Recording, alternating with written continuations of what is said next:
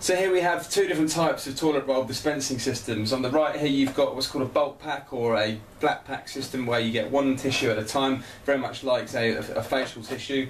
And over here you have what's called a System 800 by Katrin.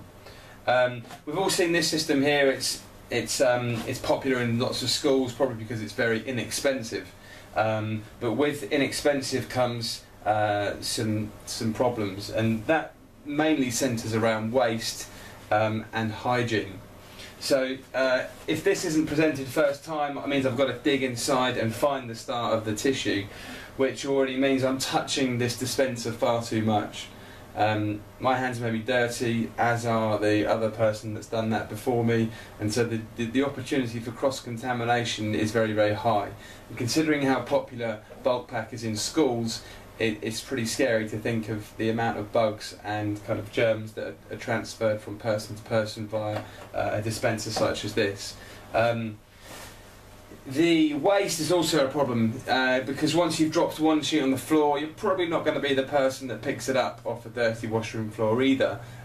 So the chance for a messy and unpresentable washroom is quite high, particularly if you've only got a cleaner coming in once or maximum twice a day to clean the area.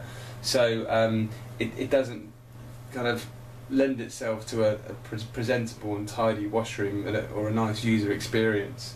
Per sleeve you get around 250 sheets per sleeve, and in each sleeve each dispenser takes about 2.5 sleeves. So you're looking at around 700 sheets per dispenser maximum before it needs to be restocked. Over here you've got 800 sheets per roll, so already 1600 sheets versus around 700 on a full capacity, and it doesn't need to be checked like this one here. You just look in the window. If there's a toilet roll there, you know it's going to last the next day. You know you've got 800 sheets down here, and it doesn't need all that labour in terms of checking and restocking all the time.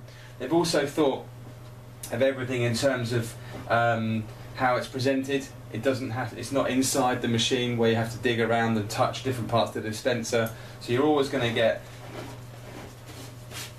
the toilet roll, which is the only thing you want to be touching. Okay. There is the opportunity here for waste, just as there is with pulling out excess sheets of bulk pack, which often come out like that when it's not working properly. But they've thought of everything in that they've created what they call a brake. It's a screw basically that once turned applies pressure on either side of the dispenser, which just restricts the flow of toilet roll so it can't be freewheeled and misused by, you know, some kids or adults. So it then reduces the waste. So you need to kind of weigh a few things up really. Cost per case, this one here is winking at you, but in reality it's the cost in use that you want to be looking for, and that's when something like this is going to be better for your bank account, better for your environmental credentials, and much better from a hygiene perspective too.